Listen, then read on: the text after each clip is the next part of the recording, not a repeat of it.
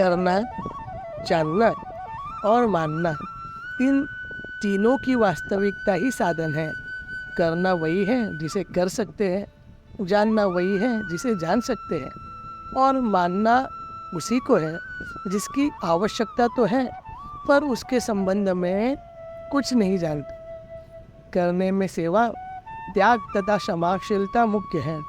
जानना उसी को है जिससे संबंध में अधूरा ज्ञान है, क्योंकि अधूरे ज्ञान में ही संदेह उत्पन्न होता है और संदेह की वेदना ही जिज्ञासा को जागृत करती है।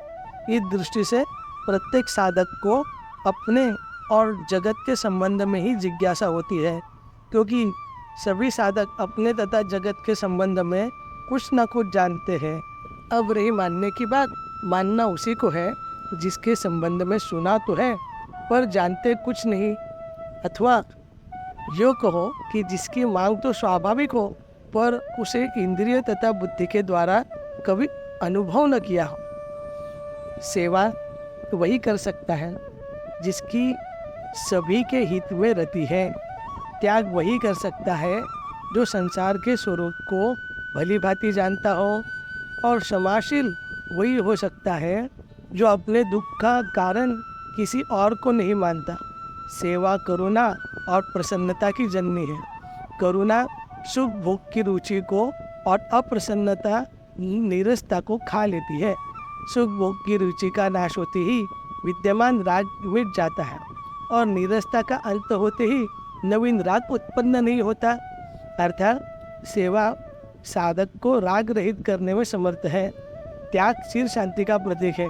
चिर शांति में ही सामर्थ्य, स्वाधीनता तथा अमरत्व निहित है। क्षमाशीलता प्रेम की प्रतीक है, क्योंकि क्षमाशीलता द्वेष की अग्नि को सदा के लिए बुझा देती है।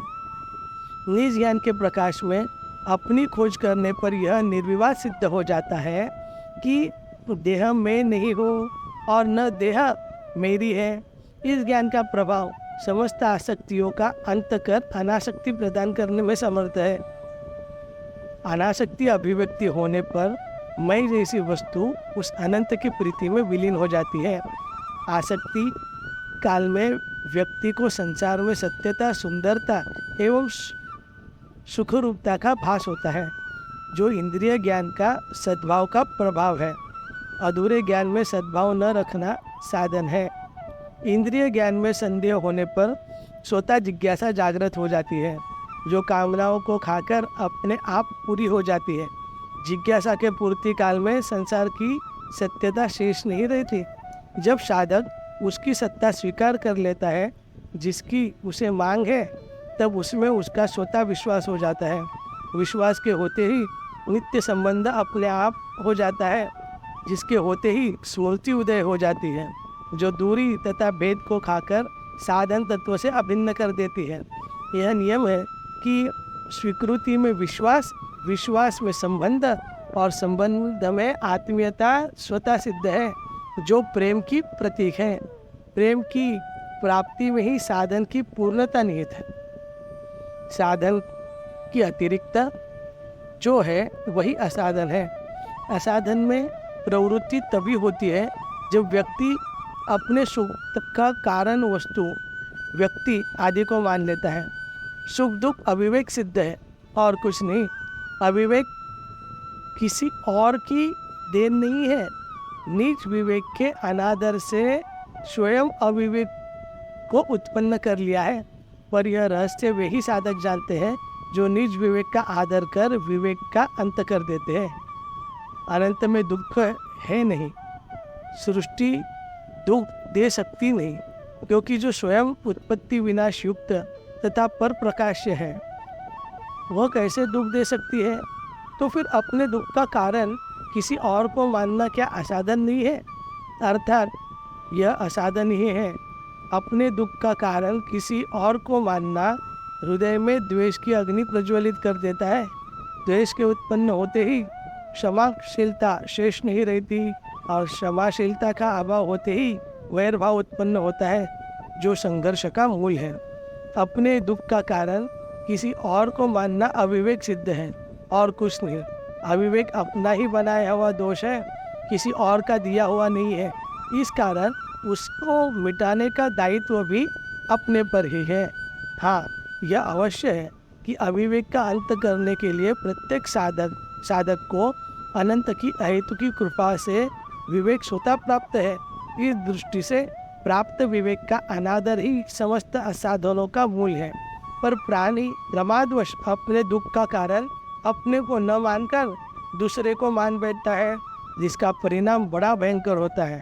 यहाँ तक कि जिस दुख को स्वयं मिटा सकता है उसके लिए पराधीन हो जाता है। पराधीन होने पर दुख मिटने की तो कौन कहे, प्रत्युत दुख उत्तरोत्तर बढ़ता ही रहता है। जो प्राणी अपने दुख का कारण दूसरे को मानता है वही अपने सुख के लिए भी दूसरे को ही आशा करता है। अर्थात बेचारा अपने को दुख तथा सुख के लिए पराधीन मान लेता है। विवेक दृष्टि से पराधीनता के समान अन्य कोई दुख नहीं है। पराधीनता में जीवन है, उससे कुछ मिल सकता है, इस धारणा के समान और कोई असाधन हो ही नहीं सकता, क्योंकि पराधीनता ने ही प्राणी को जड़ता में आबद्ध कर चेतना से विमुख कर दिया। इतना ही नहीं, पराधीनता में ही लोभ, मोह, काम, क्रोध, दीनता, अभिमान आदि दोष उत्पन्न होते हैं। प्रत्येक असाधन अनेक असाधनों को जन्म देता है। इस दृष्टि से यह भली भांति जान लेना चाहिए कि जब तक जीवन में आंशिक असाधन भी प्रतीत होता है तब तक समस्त असाधन मौजूद है। जिस प्रकार प्रत्येक बीज में अगणित वृक्ष विद्यमान है, उसी प्रकार प्रत्येक असाधन में अनेक असाधन मौजूद है। सर्वांश में असाधन का नाश होने पर ही असाधनों का नाश होता है। कर्तव्य अकर्तव्य, ज्ञान अज्ञान, विश्वास अविश्वास का द्वंद्व भी असाधन रूपी है, क्योंकि असाधन का अंत होते ही द्वंद्वात्मक स्थिति शेष नहीं रहती। अपने सुख दुख का कारण दूसरे को मानने में ही राग द्वेष उत्पन्न होता है। राग पराधीनता को और द्वेष हिंसा को जन्म देता है।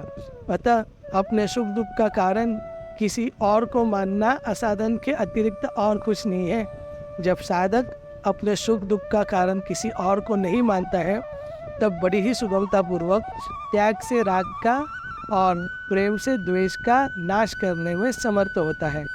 राग का नाश होते ही पराधीनता स्वाधीनता में और द्वेष का नाश होते ही क्रोध क्षमाशीलता में तथा हिंसा अहिंसा में विलीन हो जाती है। स्वाधीनता समस्त दिव्य गुणों की भूमि है और क्षमाशीलता तथा अहिंसा में ही प्रेम की अभिव्यक्ति है। स्वाधीनता का रस अखंड है और प्रेम का रस अनंत है। इस दृष्टि से प्रत्येक साधक को पराधीनता का नाश और स्वाधीनता तथा प्रेम के प्राप्ति के लिए तत्पर रहना अनिवार्य है। स्वाधीनता तथा प्रेम की प्राप्ति के लिए ही प्राणी को साधन युक्त जीवन मिला है। विवेक के आधार में समस्त असाधनों की निवृत्ति और साधनों की अभिव्यक्ति निहित है, जो मानव मात्र को अनंत की अहेतु की कृपा से स्वतः प्राप्त है।